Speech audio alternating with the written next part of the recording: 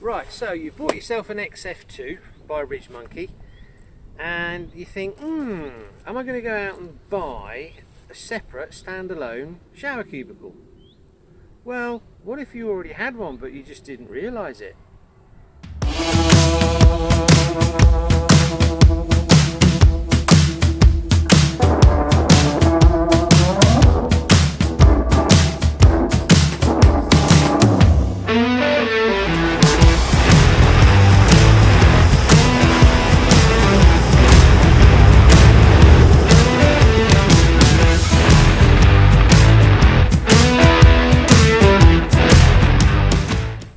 Right, so I was looking at the shower cubicles that you bolt on the side of your vehicle because I wanted to have a shower if I'm out in the middle of nowhere and yeah, just be independent.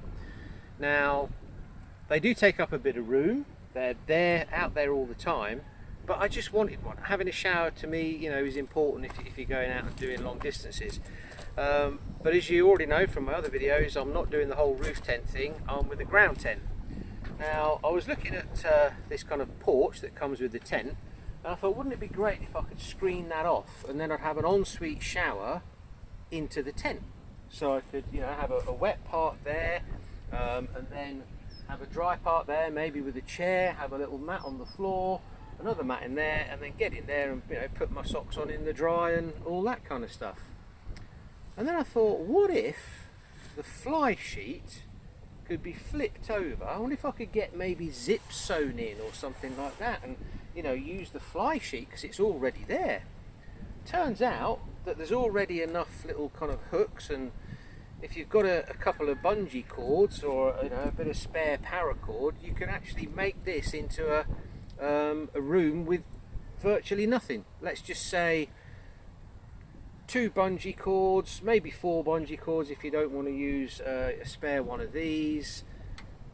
That's literally it. I did find a bit of aluminium pipe, and I'll show you how that comes in a minute. I've actually fashioned that to go in the Velcro strip that holds the fly sheet onto the fly sheet frame at the back, and it works. It absolutely works. With regard to going and getting a zip sewn in, didn't need to, because when it flips over, the fly sheet kind of tucks inside. You can clip it onto the bar in here and it totally works. And then you can hold it down on the ground by putting a bungee left to right and then just pulling the spare up and hooking it on here.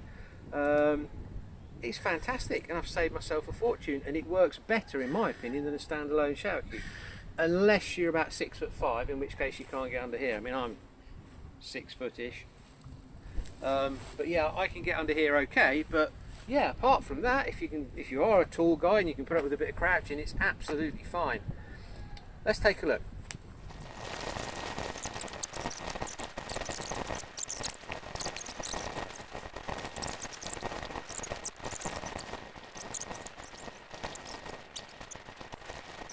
Right, so what we've done, we've got this little hook hooked in here after putting it through the Velcro loops. Same on the other side.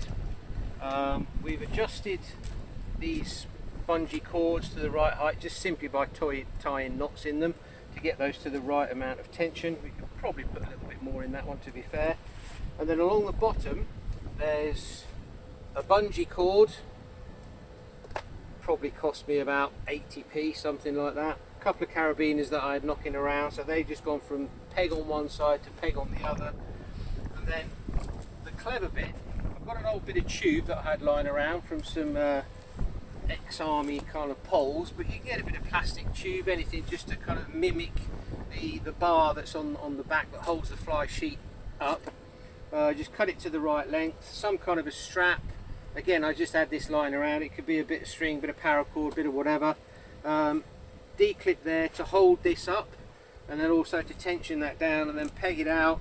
This is a spare guy rope I got with the tent, so I mean it's costing a couple of quid to turn this into an ensuite shower, which to me it's a no-brainer. So if you've got one and you want an ensuite shower, you have to do it. Come and take a look. I'll give you a little bit of a tour and tell you how we put it all together, how it all works. So all we need to do, 2 points of attachment. one is the bungee, and then the second one is this hook that goes around the frame that falls forward. Just kick that down the bungee, and then you can get in. So we're just going to shut the door now. So we've got the hook ready to go on there, but we'll just bungee that up onto the loop outside, put that in, and then we're just going to pull this across, and that's pretty much your privacy secured. So let's swap places. So what we've done, if you can see down on the floor there, oh actually, just don't want anyone to see your ankles. If we look down there, that's just a car mat out of the front of the Land Cruiser. You can put one down, put two down. If you've got rubber mats, it's perfect. And then there you'll see there's a carpet down there, so that's your drying off area. And then you want to step into your ensuite bedroom, you've got another carpet in there. So your option is, once you've had the shower, you can go in there and get changed in there in perfect comfort without being in a wet shower cubicle that you've just had a shower in. You can actually move away from the wet area, do your toweling off here if you want, and then go in there and get dressed properly. Perfect. We'll pull the flap down so you can see what the shower area is like as you're about to use it. So what we've done is we've taken the flap down and brought the mud flap out. That's to prevent any water going into the tub of the main tent. What you can do, if you've got two of these out, I just tend to put one of them on top of there just to make sure it doesn't get kicked accidentally. You can have the other one, have the other one there, and yeah, it's a really good solution in my opinion. You will need a light in here because it is quite dark, or maybe we could look at putting a little window in the roof, maybe. Probably not worth it, we've all got lights. And then there's my little wash kit bag. You can hang a towel anywhere along here or on there, and yeah, you're good to go. Why go out and buy a shower cubicle when you've already got one with your tent? That's it.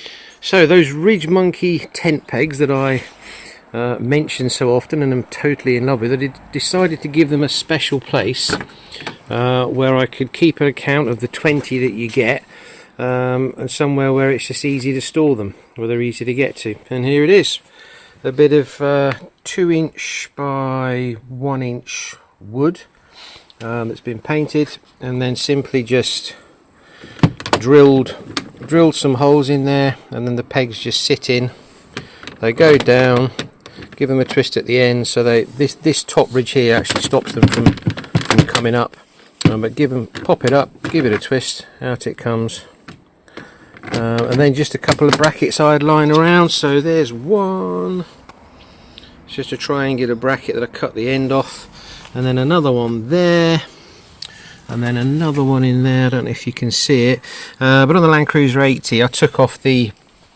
actual armrest because there's no rear seats in the back anyway, and then where the armrest secured in, there's two fixing points, one there and one just there. So I just put the brackets in the appropriate place. Oh sorry, missed one out. Another one just there, and then just screwed a bit of aluminium on the back, which came out of this hole here. I don't know if you saw the video around a can of sardines, but I was lucky enough to have some painted aluminium sheet that was available, just to stop the pegs kind of scratching the back. And then what I did, I cut an angle at the back, so instead of the pegs going straight down and potentially catching on things, they leant in. So that was just a bit of shaping along this back profile, just to get that kind of angled in properly. And I think you find it works very well. So if I finish up camp and all those 20 holes aren't filled, I know there's a I know there's a tent peg on the camp floor somewhere, so I need to go find it. So yeah, that's it. Top tip if you want to build yourself a little peg storage system. So final tip for your Ridgemonkey XF2, you get a separate bag for some of these poles that are 2 meters long. Bit of a pain. You can put them in the main bag. My issue with that is that my tent is carried on the roof and I ratchet strap it down, so I didn't want to bend the poles, but I wanted them somewhere. I was considering putting them on the inside of the roof, but no, not really. Thanks, Chris the bloody crow. So I looked for another solution. Pipe carrier. So up here you'll see a black, well, it's silver to start with, but I painted it black. That's a Vanguard pipe carrier that you'd put on top of, say, a transit van. But they do a 2 metre version. Most of them that you'll find are 3 metres long. But good old Vanguard, they do one that's a little bit shorter. So it just fits on the roof perfectly, without, I'm going to have to hold on to them, without interfering too much. So yeah, these are the poles in question. That's your pole that goes left to right on the front porch and creates that water roll-off kind of setup. That's the one that goes on the fly sheet at the back. So when it's folded out, it's about 2.5 meters long, but that just goes in like so.